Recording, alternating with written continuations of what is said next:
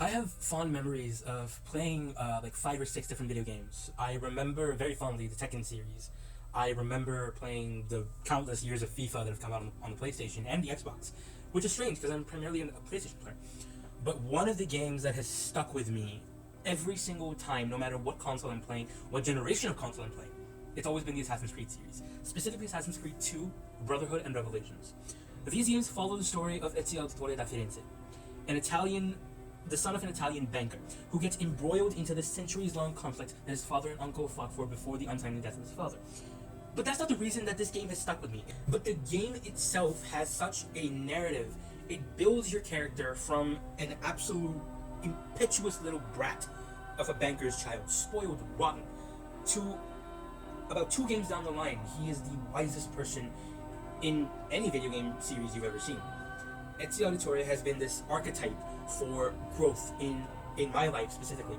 A lot of his quotes, and in fact the actual assassin mantra, nothing is true, everything is permitted, has stuck with me for years. So what is it that makes the Assassin's Creed games, specifically these 3, so and why do they hold up so well? That is what I'm going to be exploring today.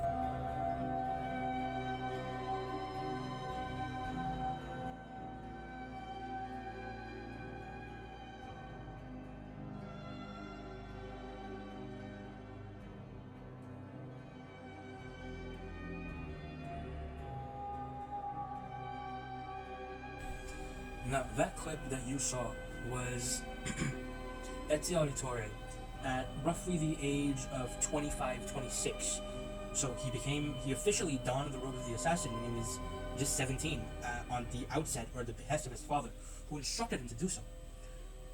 But the version of Ezio that we see in the clip that you just saw now, that doesn't take shape until he goes to Venice, where during Carnevale, he assumes the role of officially behaving, acting, talking, speaking, moving like an assassin. And you saw how suddenly he just popped out of the crowd and made his move and ran immediately. Didn't even wait. But before becoming that, he was this. Yes, I should. If you'll excuse me for a moment. You!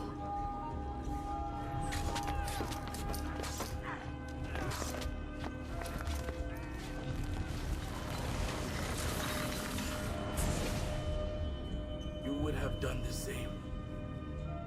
To save the ones you love. Yes, I would. And I have. The Auditore are not dead! I'm still here! Me! Ezio! Ezio Auditore!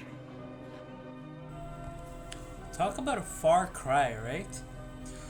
But then again, it isn't long before Ezio officially becomes an assassin. He becomes what we see in the trailer here. This is for my father. Paola! He's gone, but we have what we came for. No, I need to go after him. Do you really now? Or are you here for another reason, my son? Theodora! What are you all doing here? Perhaps the same thing you are, Ezio. Hoping to see the prophet. I came here to kill this bandit. Couldn't care less about your prophet. He never showed up, no? But you did. These are the words spoken by our ancestors that lay at the heart of our creed. Where other men blindly follow truth, remember, Nothing is true. where other men are limited by morality or law, remember, Everything is limited. we work in the dark to serve the light. We are assassins. Nothing is true. Everything is permitted. It is time, Ezio. In this modern age, we are not so literal as our ancestors, but our sin is no less permanent. Are you ready to join us? I am. This only hurts for a while, brother, like so many things. Benvenuto, Ezio. You are one of us. Come, we have much to do. Of course, Ezio's journey carries on through 2 more games, Assassin's Creed Brotherhood, and then it ends in Revelations, where he officially retires from the assassin life by returning to where it all officially began, Masyaf in Syria, where he meets his brother, the original mentor of the assassins, Altair ibn Lahad. Now, in that library that serves as Altair's tomb, Ezio gains the knowledge that he sought all along.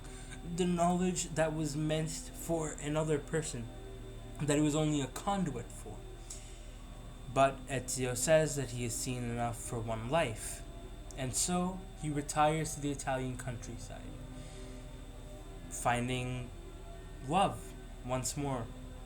He has a family, 2 children, and he enjoys their company for the time he has remaining before he passes away peacefully with a smile on his face in the very same square that his 2 brothers, his oldest brother and his little brother and his father, were condemned and hanged to death.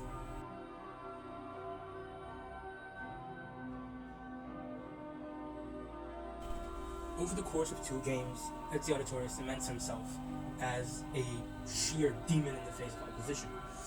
And in these 2 games, his opposition is none other than the Spanish Borgia family, led by initially Rodrigo Borgia, before he takes a bit of a, let's say, a returning cameo of sorts, or a recurring cameo of sorts, while his son, Cesare Borgia, takes the reins as the villain, the primary perpetrator in every antagonistic action throughout Assassin's Creed Brotherhood, even going as far as to actually poisoning his own father. So that really kind of spells it out for you what kind of a villain Cesare Borgia is, or rather what kind of villainy runs through the veins of the Borgia family themselves, as is shown in the game. These 2 villains are the root of all evils, their actions beyond reprehensible, and that's really what draws you into them. That is what makes them feel so convincing. Their actions are so far removed from the realm of human morality. By the end of Assassin's Creed Brotherhood, you get your wish. Rodrigo Borgia is dead at the hands of his own son, and this is what happens to Cesare. The throne was mine. Wanting something does not make it your right. What do you know? That a true leader empowers the people he rules. I will lead mankind into a new world. Che nessuno ricordi il tuo nome. Requiescat in pace. You cannot kill me. No man can murder me. Then I leave you in the hands of fate.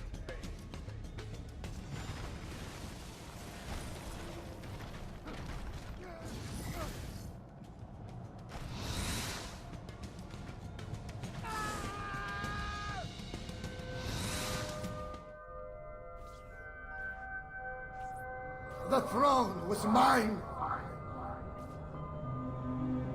What do you know? I will lead mankind into a new world.